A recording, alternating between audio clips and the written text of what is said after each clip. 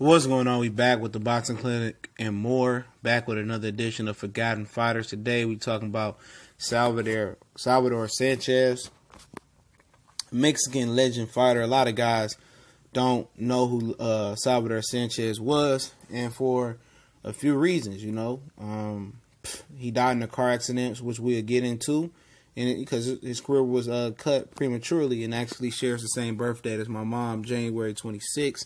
He was born in 1959 in Mexico. I can't pronounce the city that he was born in, but when they talk about Mexican style boxing, and they try to glorify just rock'em sock'em type of boxing, Salvador Sánchez really wasn't that type of boxer. He could mix it up, but he was a guy that boxed and moves, and to end his career at 23, he turned pro at 16. And I'm going to continue to point out some major points so people can understand some of these major points that I'm pointing out when I do these Forgotten Fighters, all right? He only had 4 amateur fights that's recorded. Then he turned pro at 16.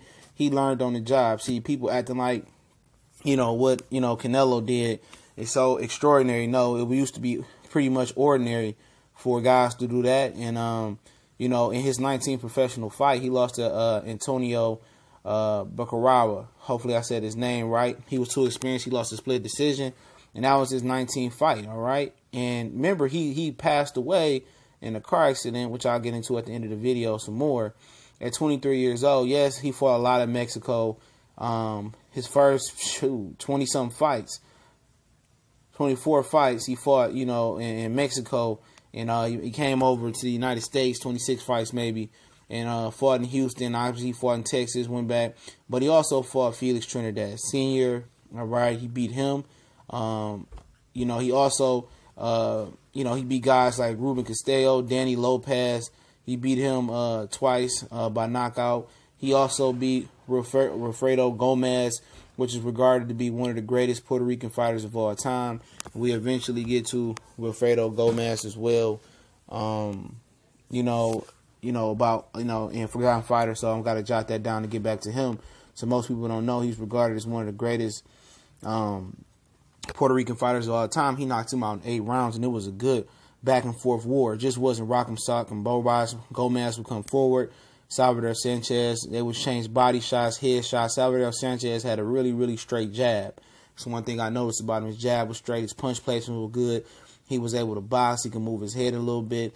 And his last fight, July 21st, and was in 1982 versus a young Azuma Nelson, which he knocked him out the ring in the 15th round, dropped him in the 7th as well at Madison Square Garden. And Azuma Nelson will go on and be a Hall of Famer, and as well as Wilfredo Gomez will go on to be an international boxing Hall of Famer as well. So that's just 2 Hall of Famers he fought. He was only 23 years old, all right? People talking, these dudes, he got dudes that's in their 30s that don't have, 46 fights like he had. This dude had 46 fights, 32 by knockout, 1 loss, and 1 draw, right? You know what I'm saying? And, you go back and look at him. He I think he was at super bantamweight or whatever it was at the time. Then he moved up to featherweight and became the lineal champ at his first crack. With that many belts back then, 1980, all right?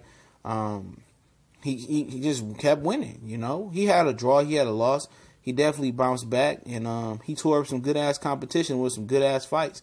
And for your career to be cut prematurely, and you had 25, 26 fights in Mexico because you didn't have an amateur career, and you go on and fight about 21 more fights, all right, and you become a Hall of Famer, your career was cut short at the age of 23. He accomplished all this at 23 years old.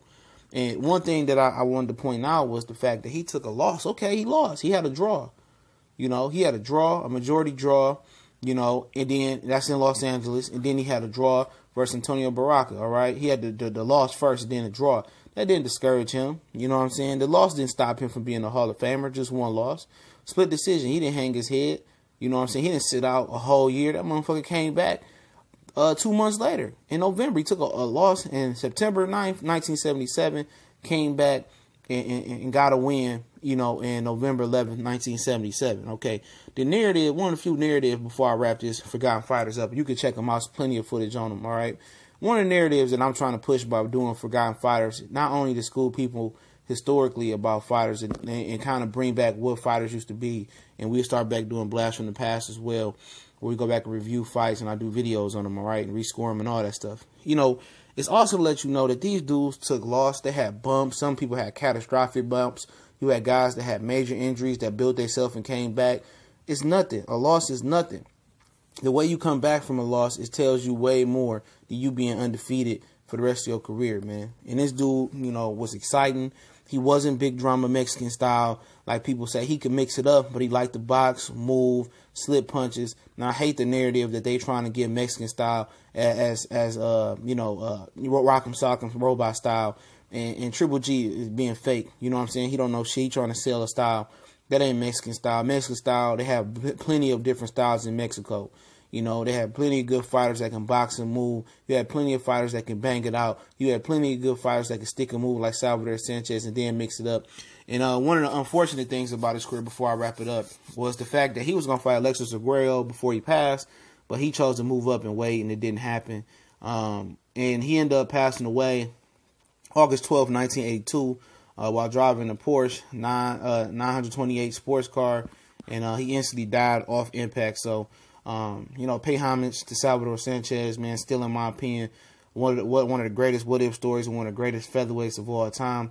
He probably could have rivaled a lot of different guys that's up there in that vein. But man, he was definitely special, and he would have lived to live out his career. He probably would have went down as one of the greatest fighters of all time. Probably definitely top 10, no less than top 20 fighter of all time. It's the Boxing Clinic and more. Y'all know what the business is. One time for the one-time Forgotten Fighters in the book. And be on the lookout for some blasts from the past. We go back and review fights. Y'all know what it is. We gone.